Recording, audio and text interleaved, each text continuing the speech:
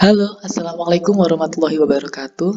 Saya Pramuditya Aji Gumelar, NIM 190512114043 dari S1 Sistem Informasi 2019A.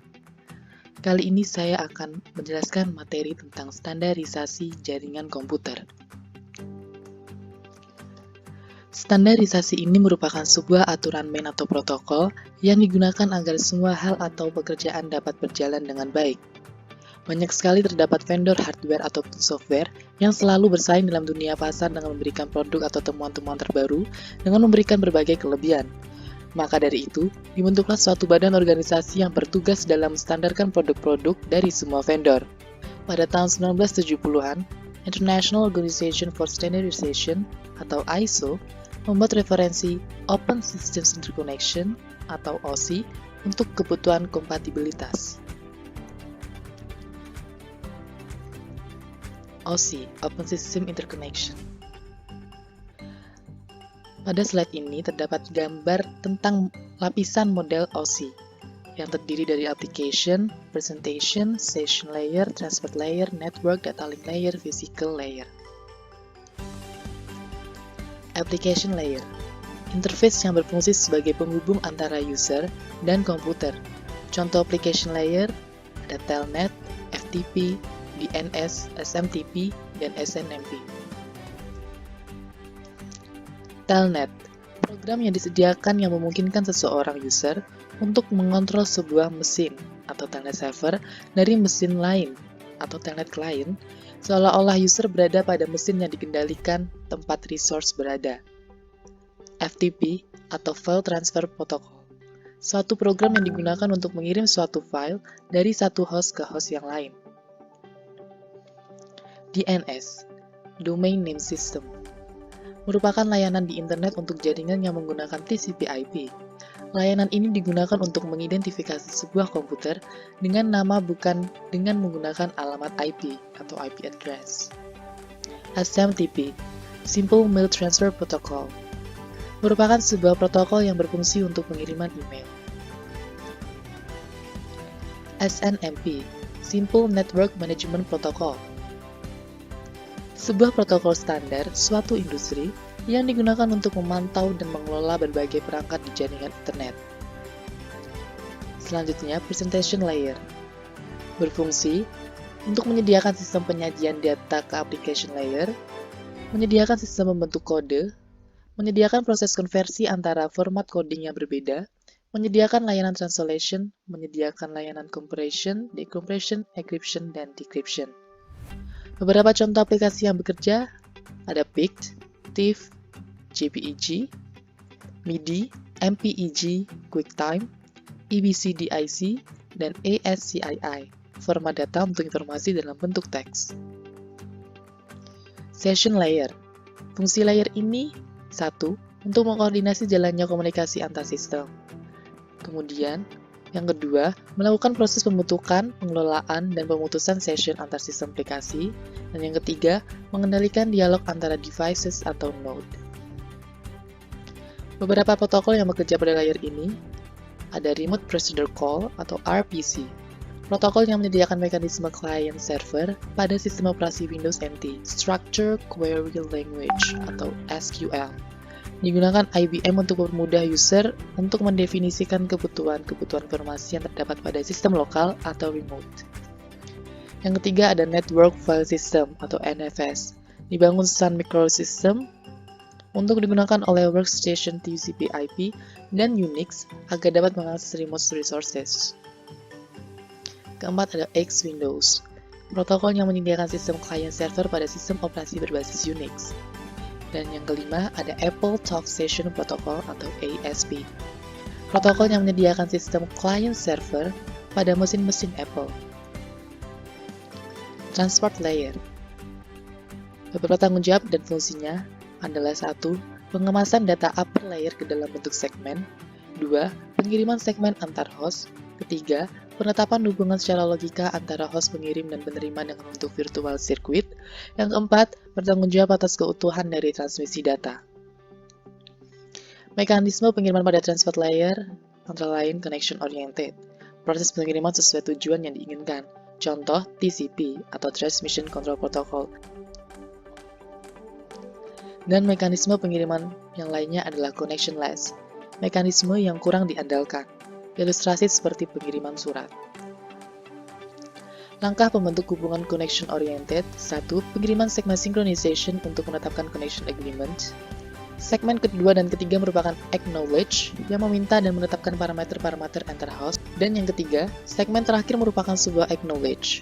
Segmen ini memberitahu host tujuan bahwa connection agreement telah diterima dan hubungan telah ditetapkan dan sudah mulai dikirimkan. Karakteristik dari connection oriented. 1. Setelah menerima segmen dari pengirim, stasiun penerima akan mengirimkan acknowledge back ke stasiun pengirim. Stasiun pengirim akan mengulang pengiriman ketika menerima acknowledge dari penerima. Kemudian segmen-segmen akan disusun kembali oleh penerima ke dalam susunan yang tepat. Dan dapat mengelola aliran data sehingga tidak terjadi congestion, overload, dan kehilangan data. Masalah yang ditimbulkan dalam pengiriman akan memakan banyak waktu jika menunggu acknowledge dari penerima. Pemecahan masalahnya adalah dengan menggunakan mekanisme windowing.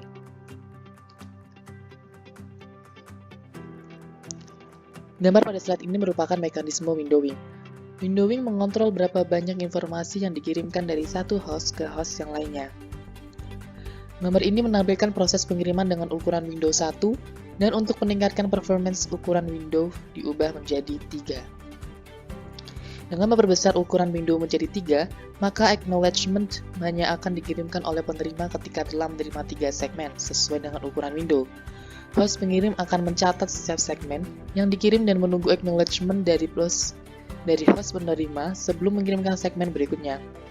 Jika dalam jangka waktu tertentu tidak menerima acknowledgement, maka host pengirim akan melakukan pengiriman ulang.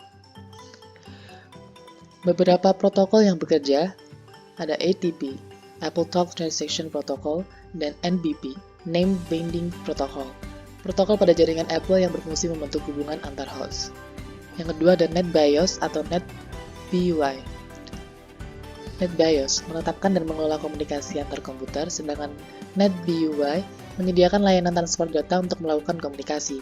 Yang ketiga ada SPX, Sequenced Packet Exchange, dan NW-Link, protokol connection oriented pada jaringan netware yang digunakan untuk menjamin pengiriman data. Dan keempat ada TCP, Transfer Control Protocol, protokol yang bertanggung jawab dalam pengiriman data. Selanjutnya ada Network Layer, berfungsi sebagai 1. Melakukan mekanisme routing, 2. Mengelola sistem pengalaman logika terhadap jaringan komputer, 3. Mengubah data berupa segmen yang diterima dari transport layer menjadi sebuah paket. Beberapa jenis paket data dalam layer ini. 1. Paket data digunakan membawa data milik user kemudian dikirimkan melalui jaringan. Protokol yang digunakan untuk mengelola paket data disebut Routed Protocol, IP, dan IPX. Yang kedua ada Route Update Data, digunakan untuk update informasi yang terdapat dalam routing table milik router yang terhubung dengan router lainnya, contoh protokol, RIP, IGRP, OSPF, dan sebagainya. Beberapa protokol yang bekerja. 1. DDP, Delivery Datagram Protocol, protokol transport yang digunakan protokol jaringan Apple. Kedua, IP, Internet Protocol, bagian protokol TCP/IP yang menyediakan informasi routing dan sistem pengalamatan logika.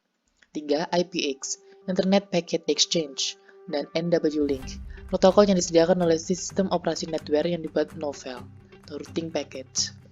4. NetBUI, dibangun IBM dan Microsoft menyediakan layanan transport NetBIOS.